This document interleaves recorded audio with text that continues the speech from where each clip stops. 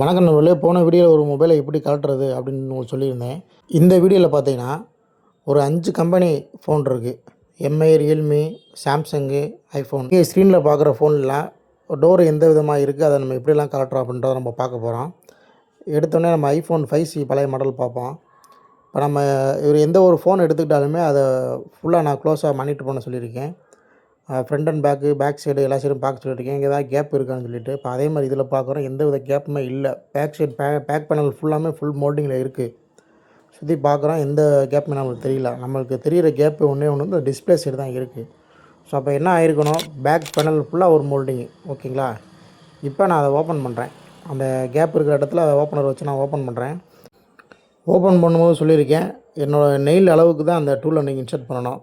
நகத்தை நான் எந்த அளவுக்கு உள்ளே இன்சர்ட் பண்ணணும் அந்த அளவுக்கு இந்த டூலை இன்சர்ட் பண்ணணும்.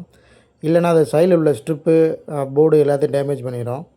ஸோ அதே மாதிரி இதில் இப்போ நான் லாக் வந்து ரொம்ப க்ளோஸாக போட்டிருக்காங்க. நான் ஸ்டெப் பை ஸ்டெப்பாக சொல்கிற மாதிரி அதை வந்து நான் லாக் ரிலீஸ் பண்ணிகிட்ருக்கேன். ஃபோனை சுற்றிலும் லாக் போட்டிருப்பாங்க.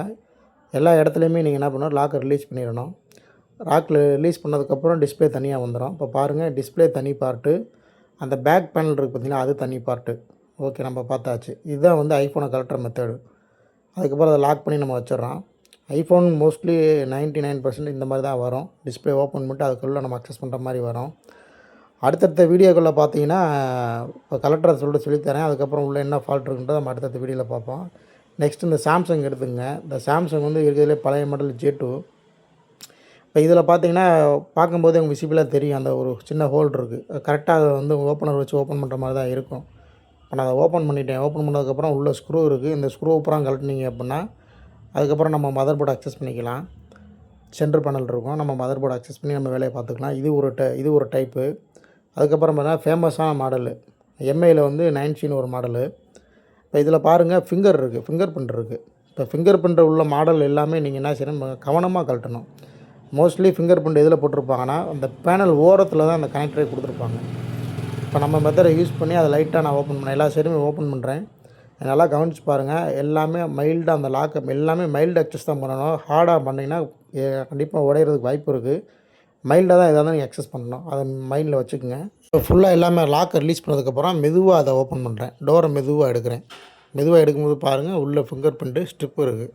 ஸோ அதை நீங்கள் வேகமாக எடுத்துருந்தீங்க என்ன ஆகும்னா, அந்த ஸ்ட்ரிப்பு கட் ஆகும், இல்லாட்டி கனெக்டர் கட் ஆகும், இல்லாட்டி போர்டு டேமேஜ் ஆகும். அந்த மாதிரி பண்ணக்கூடாது. இப்போ மொபைல் ஃபோன் மட்டும் இல்லை, எந்த ஒரு டிவைஸுமே நம்ம கழட்டும் போது கொஞ்சம் ஹார்டாக இருக்குன்னா எங்கேயோ மிஸ்டேக் இருக்குன்னு அர்த்தம். அப்படியே ஸ்டாப் பண்ணிவிட்டு என்னன்றதை கவனித்து கழட்டணும். அப்போ தான் நீங்கள் கரெக்டாக மாட்ட முடியும். இப்போ இந்த மாடலை பொறுத்த மட்டும் இதுதான் ப்ரொசீஜரு.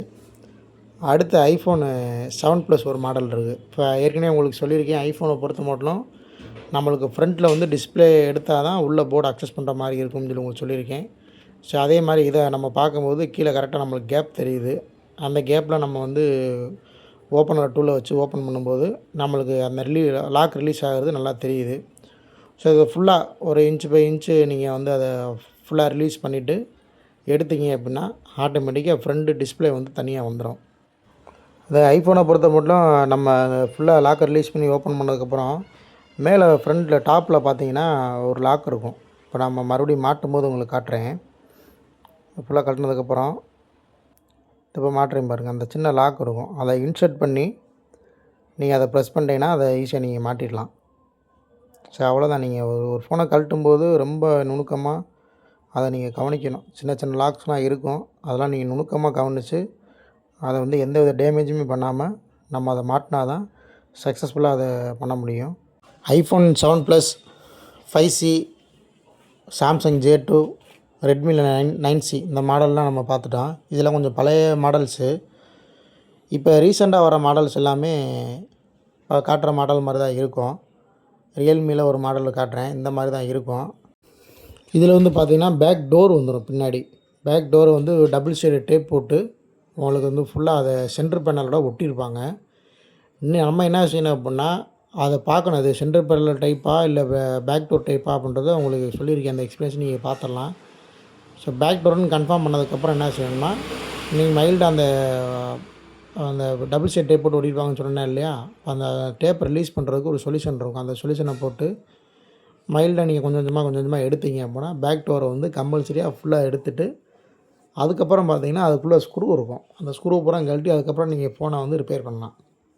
ஸோ இப்போ இந்த லாக் டைப்புன்னு பார்த்துட்டிங்க அப்படின்னா இவ்வளோதாங்க. இப்போ ரீசெண்டாக வர்ற மாடல்ஸ் எல்லாமே வந்து இந்த மாதிரி லாக்கை தான் போடுறாங்க. பேக் டோர் வந்து டபுள் செட் டேப் போட்டு மிஷினில் கம்ப்ரஸ் பண்ணி ஒட்டிடுறாங்க.